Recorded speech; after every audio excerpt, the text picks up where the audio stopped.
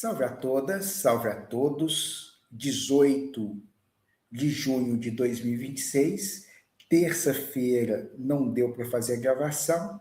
Ainda não postei nenhuma das gravações, diga-se de passagem, mas vou postar. Eu já acabei de baixar, mas eu já vi que baixei errado, porque alguns parece que eu tinha que fazer alguns cortes, mas eu vou fazer, vou colocar, daqui a pouco vocês vão ver quase tudo. E eu sei que vocês estão ávidos e desesperados para saber um pouco mais de tudo isso aqui, que vocês são assim, vocês são um público que não me deixa em paz, mexe nas redes sociais, agita a comunidade, querem respostas, enfim, ávidos por ter notícias de todas essas coisas. Calma, eu vou pedir para vocês terem calma e paciência, mas eu já estou integrando e entregando. Vamos fazer a leitura hoje do momento 2, o Desfiles de Cores, 1º de junho de 2010. É uma loucura essas coisas, né? 16 anos atrás. Começa assim, momento 2, o Desfile de Cores. Muitas foram as raças dos habitantes do planeta Terra. Hoje restam apenas 4 etnias: os negros, os vermelhos, os amarelos e os brancos. Essas 4 tonalidades guardam segredos e mistérios de muitas outras.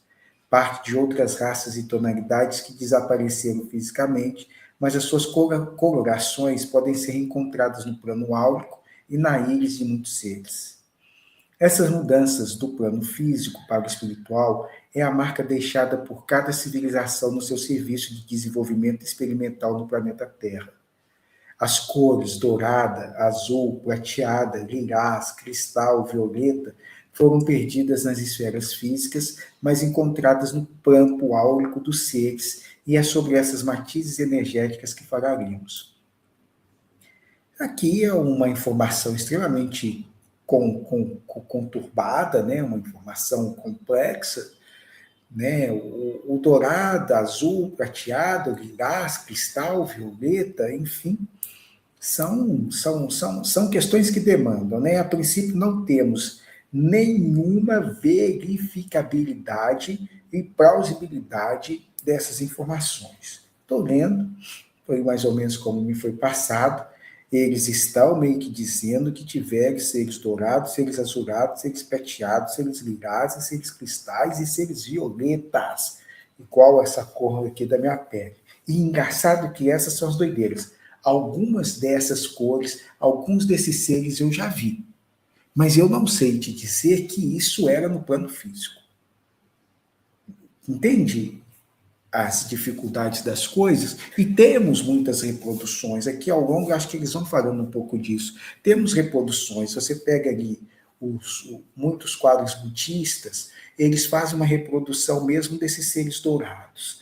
Você pega muitos quadros de Krishna, você vê mesmo representação daqueles seres azulados. Você pega ali aquele período medieval, com os cavaleiros, você tem uma representação muito grande dos seres prateados. Paro nessas, tá? Porque a lilás, violeta, cristal, essas estão mais recentes, mas elas compõem uma tonalidade de áurea mesmo. Mas, enfim, deixa eu seguir aqui.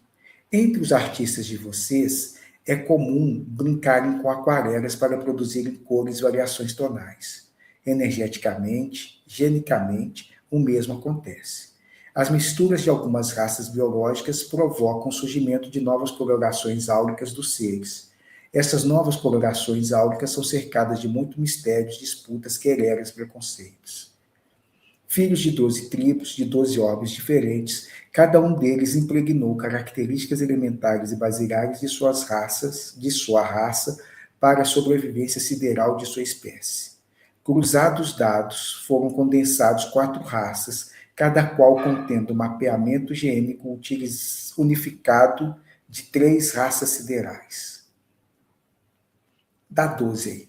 Esse 4 vezes 3 dá 12. Não pede para ficar explicando tudo, não, pelo amor de Deus. Eu não estou aqui para isso. Vocês têm que me respeitar. Estou brincando. Estou brincando e falando sério. Algumas coisas, de fato, eu estou lendo aqui com vocês agora. Filhos de 12 tribos, de 12 ordens diferentes. Até aqui tudo bem. Cada um deles impregnou características elementares baseadas em sua raça para a sobrevivência sideral de sua espécie. Ok. Cruzados dados, foram condensados 4 raças, cada qual contendo um mapeamento gênico unificado de 3 raças siderais. Se eles me explicarem isso mais para frente, eu tento falar disso. Tento. Sabíamos que o processo para dar certo, dialética genética é o nome desse capítulo. Sabíamos, desse subcapítulo, sabíamos que o processo para dar certo precisaria ser realizado entre raças opostas, tendo uma terceira como possível síntese. Assim, pegamos das 12 raças, 6 que eram declaradamente inimigas siderais e se digladiavam nos seus quadrantes siderais. Pegamos outras 6 que serviriam de catalisadoras e de elemento neutro apaziguador da disputa. Feita essa combinação genética no campo astral, partimos para a implementação do plano físico entre os corpos que dispunhamos e que estariam em melhores disposições e predispostos a receber uma carga energética vibracional gênica diferenciada. Foi um experimento com várias espécies de primatas para ver qual melhor comportaria os componentes gênicos e energéticos enxertados por nós. O mito da Virgem, que concebe o ser iluminado, vem dessas práticas. Quando realizada o enxerto no plano físico, 4 tonalidades de cores se fizeram presentes: negros, vermelhos, amarelos, brancos, cada qual ligado ao trabalhos astrais desempenhados e ligado às raças siderais. Embora perfeito, embora vendo que o cruzamento energético, gênico, eles têm essa diferença entre gênico e genético, aqui é gênico, vibracional, fosse possível, ainda faltava uma melhor interação entre as raças. Queremos dizer que o sentimento de animosidade para com o diferente foi rompido, praticamente extinto, entre os da mesma raça, mesmo sabendo que eles eram inimigos siderais. Ou seja, no plano físico, por pertencerem à mesma coloração, se viam amigos, mas passaram a achar que eram inimigos dos seus amigos siderais e uma nova batalha começou. Produziu um aprendizado de que mesmo diferentes, eles eram iguais. Está dando para entender?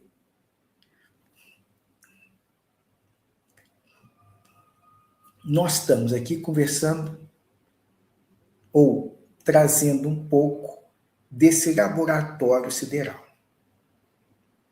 Esse laboratório sideral, eles começam o trabalho no plano das matizes cromáticas áuricas. Então, nós estamos falando no campo mesmo do sutil e do energético. Esse campo do sutil e do energético, pensando no projeto Éden, isso não está aqui, mas está aqui. É engraçado como que eles nos passam blocos de informações. Nesse momento de 2010, é mais ou menos assim que eu decodifiquei o que eles estavam dizendo. A partir daí, esses trabalhos se abrem. Vão fazendo esses processos aqui de abertura. Escalonados mesmo. Vão te dando novos acessos, novos entendimentos, novas compreensões da mesma informação. Olha, sabe aquele bloco de luz que você viu? É aquele bloco de luz que eu vi. E hoje eu estou vendo ele assim, aí ele fica assim, aí ele fica assim, ele fica assim, ele fica assim, ele fica assim, aí ele fica assim, aí ele gira, aí desse giro que ele dá, ele abre mais um campo, aí você observa mais alguma coisa e vai embora. Temos muitas informações aqui. Então, esse bloco aqui de 2010, que é um segundo decodificação, teve uma lá de 1999, que ali realmente eu nem dei conta, chutei o pau da barraca, mas quando chega aqui em 2010, já dá para dar os primeiros passos, minimamente, mas os passos vocês estão vendo como ainda são truncados, como ainda é difícil, e ainda continua difícil e truncado, mas já tem um mínimo de abertura, eu já consigo olhar e ver mais ou menos o que, que esse povo está falando. O que, que esse povo está falando é dessa reunião, é desse encontro, é desse concílio sideral, não sei o nome dessas coisas. Dentro desses concílios tem, imagina a ONU, dentro da ONU a Unesco, dentro da Unesco diversos outros polos. Então, uns vão para a economia, outros vão para a educação, outros vão para a ciência, mas todos subordinados, outros vão para a OTAN, outros vão para trabalhos de segurança, enfim, tem ali um compartimento dos diversos fazeres, afazeres e ofícios. Eu estou aqui com esse pessoal que são os geneticistas, os cientistas. Cientistas, em sua essência, pacifistas. Olha, vocês estão aí se matando, vocês estão aí se guerreando, mas eu quero compreender a tecnologia do camarada aqui. Que tecnologia maluca é essa que esse cara está utilizando? Essa tecnologia nós não temos, nós precisamos trocar, nós precisamos ver, nós precisamos divertir, nós precisamos conhecer e vamos trocar figurinhas. Então vem um de cá, outro de lá, formam e vão pesquisar. São pesquisadores ecumênicos, abertos, interessantes, buscadores de conhecimento e querem compreender as coisas. Nessa perspectiva, muito de uma curiosidade cognitiva. Como é que a gente conhece, como é que a gente aprende. E no campo, aqui estritamente eu estou chamando eles de geneticistas, mas é mais diversificado. Mais diversificado porque já expliquei lá no 1, logo na introdução do 1, e aqui reforçando.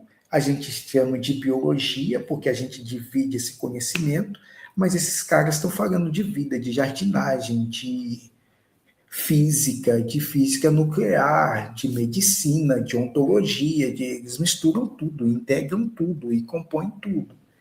É esse povo que eles andam junto ali com os Soul Maters.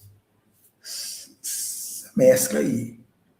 Soul Mater ali de Júpiter, Amaril ali das Pleiades, o Melar Aldebaran. Então aí, formas diferentes, percepções diferentes, mas buscas de entendimentos interessantes, tá? Então, recuando num tempo, e esse recuo no tempo é extremamente complicado, porque entra no que a gente só consegue achar enquanto mítico, é esse não tempo, é esse não lugar, é esse imaginário, é esse ficcional, é aqui que a gente precisa ficar, é aqui que a gente trabalha. É no ficcional. Aí vou sair daqui para tentar buscar essas informações no plano material e físico do planeta Terra. Não sei se a gente vai encontrar registro. Ah, mas assim é muito fácil. É, por isso que eu não estou afirmando absolutamente nada. Estou aqui trabalhando no campo do mítico. É uma nova criação mítica. Nessa perspectiva mítica que a gente está entrando, navegando. E nessa nova perspectiva mítica, o que eles estão contando é Projeto Éden. Temos aqui um projeto Terra, temos aqui o projeto Éden, temos aqui um projeto. E é uma loucura a gente estar falando isso, porque nós estamos falando de um projeto, de uma semeadura, cujos frutos a gente já está colhendo. Mas nesse momento que a gente está aqui recuando, tudo existe ao mesmo tempo. O ato de semear e o que isso gera. Não tem diferença. Desse meu ato de plantar para esse meu ato de colher. É tudo junto ao mesmo tempo. Essa temporalidade nós não temos, ela não cabe na nossa linearidade. É uma temporalidade muito diferente. Ela não cabe. Então, ela é do ficcional, ela é do mítico. Nesse campo e nesse lugar, esses grupos de seres vieram para um terreno baldio e falaram, pode brincar aí à vontade. Estejam prontos para fazer a brincadeira. Uma brincadeira com as regras que seguem alguns padrões, mas diferentes das demais. Porque o ato de serem jardineiros do universo, semeadores de vida, não é um problema. Eles fazem isso há eons. Mas aqui, especificamente, no nosso quadrante, no nosso planeta, tiveram algumas possibilidades que não se tinha em outros lugares. E essas possibilidades, além de alterar o regimento daqui deste quadrante, deste planeta, mais especificamente, fez uma alteração de todo o quadrante, de todo o cosmos, de toda a ordem, do próprio sistematizador. Então aqui é o grande parque de diversão, é a grande biblioteca do universo. Quem quer aprender alguma coisa, quem quer atualizar algum saber, vem para cá. O que tem de novo acontecendo, está acontecendo aqui. O que tem de inesperado e de inaudito para acontecer, aconteceu e acontecerá aqui. Então eu preciso ter raças do meu grupo, seres do meu grupo, que vão bancar, fazer uma experiência nesse planeta. Vai lá brincar. Verá o que vocês aprendem. Traz para cá de novo. Intercâmbio. Chama o cara de lá, trago ele para cá, ele vivencia as experiências aqui, quando terminar ele volta para lá. O que você aprendeu? Eu aprendi isso. Ah, mas isso daí, você está falando, não existe, isso daí não tem como, isso daí é impossível, vai lá para você ver. Aí o pessoal vem, meu Deus do céu, que doideira. Aí o pessoal volta e faz esse intercâmbio maravilhoso. Nesse intercâmbio maravilhoso, tínhamos brigas ontológicas, siderais, homéricas, em determinados grupos. Chama-se esses grupos, colocam para reencarnarem juntos. Aí a gente vê como sendo da mesma espécie, a gente fica amando. Não é meu inimigo. O meu inimigo passa a ser o vizinho, que era o cara que eu colava quando estava fora do corpo. É muito louco. O que está acontecendo aqui? Que transformações são essas? Que mudanças de mentalidade são essas? A partir disso, algumas implementações. Essas raças que eram antagônicas, rivais entre si, há uma interconexão magnífica que potencializa o surgimento de um ser novo,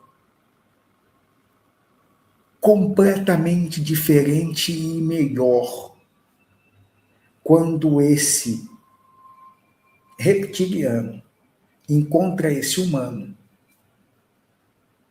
Essa união possibilita um ser que é melhor do que as duas raças separadas.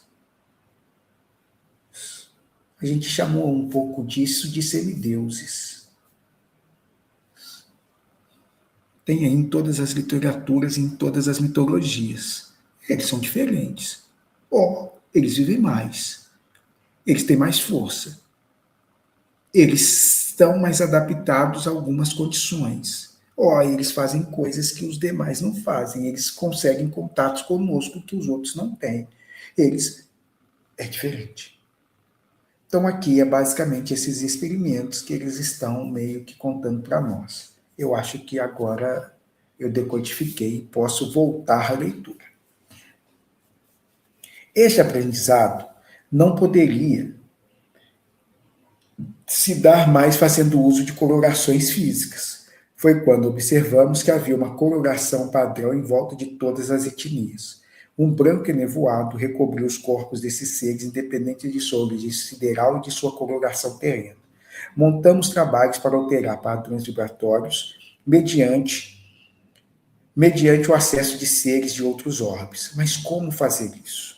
Como alterar padrões energéticos no plano físico? Isso nunca tinha sido realizado em nenhum lugar. As mudanças ocorriam e aconteciam no mundo astral para o mundo material, do plano mental para o físico, sendo que nesse as possibilidades de alteração e mudanças eram poucas, quase nulas e inexistentes. No entanto, a nossa alteração gênica produziu uma série de ordens e comandos que fugiam à logicidade do sistema por nós conhecidos. Estamos falando de livre-arbítrio. Estamos falando da possibilidade de cada ser escolher e, em cada escolha individual, alterar completamente o cenário coletivo no qual estamos inseridos, inclusive no que se refere ao mundo astral e espiritual, inclusive promovendo mudanças e alterações vibracionais nas raças siderais que eles faziam parte e nas quais eles passaram a fazer. Um parêntese. Nosso foco de visão sempre foi a Terra. Sempre falamos da evolução tendo como foco a Terra, tentando encontrar as lacunas, as brechas, ora para o surgimento da vida, ora para o momento mágico do despertar da consciência, da alteração comportamental do Australopithecus para o Homo sapiens. Não sabem como se deu essa passagem e nem como cabe aqui, e nem nos cabe aqui revelar. Mas tenta imaginar um mundo já habitado, completamente habitado, faltando a esse mundo o sopro criador, que pode ser interpretado como manipulação genética, mas que pode ser interpretado como manipulação genética para que novos espíritos tivessem condições de encarnar e o corpo suportar a carga energética desse contato. Pois bem, esse é o cenário aqui na Terra, mas quero abrir para o cenário do planeta X. O planeta X mantinha batalhas siderais com o planeta Y. A luta entre eles, assim como em outros rincões galácticos, ameaçava sobremaneira o universo. O Logos Solaris não perde uma forma de atenuar esses confrontos e a maneira pensada está registrada acima, criar um rincão no universo nos quais as diversas espécies poderiam conviver. Não obstante, fizemos mais. Misturamos os materiais genéticos das várias espécies siderais entre si. Com relutância, os planetas X e Y assistem características preciosas, potencialidades grandiosas de seu povo ser implantado em um ser híbrido. O mais assustador é o que eles julgavam oposto se faz complementar e de uma complementaridade tão avassaladora que estimula a união entre estes povos. Eles se fundem e passam a ser uma nova espécie, com potencialidades impensadas, com compreensão e entendimento do universo não sonhado por nenhum deles isoladas e separadamente. Mas a pergunta volta: como isso é possível? Como que, a partir de soluções materiais, os seres podem transformar e alterar as condições espirituais? Eles também não tinham as respostas. Fato é que a concepção do que se entendia e compreendia-se por Logos Solaris foi completamente abalada, reformulada, reinterpretada. Logos Solaris é o princípio sideral que rege todos os mundos, todos os passos, todas as coisas. É o que vocês entendem como sendo Deus. Nós denominamos o Logos Solaris. Dois símbolos encontrados em todas as culturas e civilizações. Nenhuma civilização avança sem despertar para a importância desses dois fundamentos, o Logos e o Sol. E pela primeira vez assistimos a matéria alterar o espírito. Não conseguimos entender como que indivíduos, em uma outra parte do universo, pudessem e conseguissem realizar isso. O que nos unia? E qual era essa união? Para responder a essa e tantas outras perguntas, alguns monitoramentos passaram a ser realizados. Os monitoramentos genéticos se perdiam, se alteravam com muita facilidade. Com muita velocidade. O mapeamento deveria ser energético. Saio dos parênteses e volto para a Terra. Se a batalha sideral havia diminuído em outros povos siderais, ela se intensificava na Terra quando da presença dos seres com colorações diferentes. O sentimento de atração e repulsão era muito forte. O acasamento desses seres gerava um atrito muito forte, uma chispa gritante entre estes seres. No entanto, as raças começaram a se misturar e potencialidades maiores passaram a se formar e a se condensar. Na mistura dessas raças, novas colorações iam sendo criadas. As raças continuavam quatro, mas as tonalidades energéticas multifacetadas. Foi assim que vimos alguns seres nascendo com a coloração azulada. E eles eram diferentes daqueles que tinham a coloração esbranquiçada, às vezes acinzentadas e invariavelmente sem cor. Os azuis traziam e despertavam junto aos seus povos sentimentos de fé, de segurança, de esperança e de confiança. Eles guiavam seus povos naqueles momentos difíceis para outras paisagens e paragens. O mais importante é que eles nos ouviam e nos viam, sem saber que nos viam e nos ouviam. Íamos à frente deles e eles conduziam seu povo para novos lugares.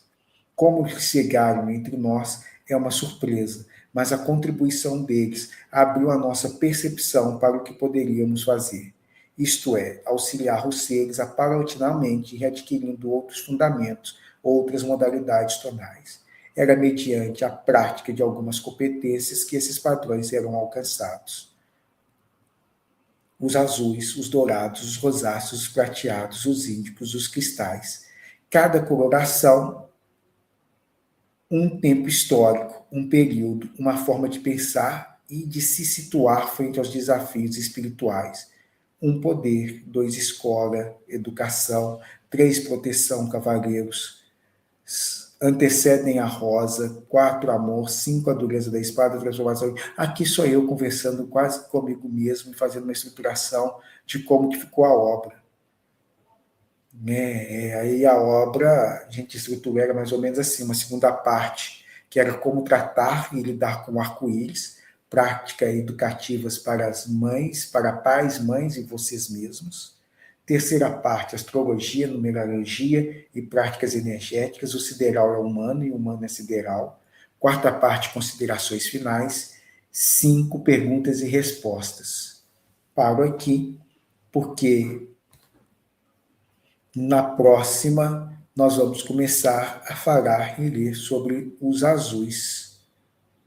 Basicamente, é isso deste capítulo. É bom que ficou grande, mas não ficou muito tempo. 28 minutos é nada. 28 minutos é nada. Beijo grande. Semana que vem voltamos com os azuis.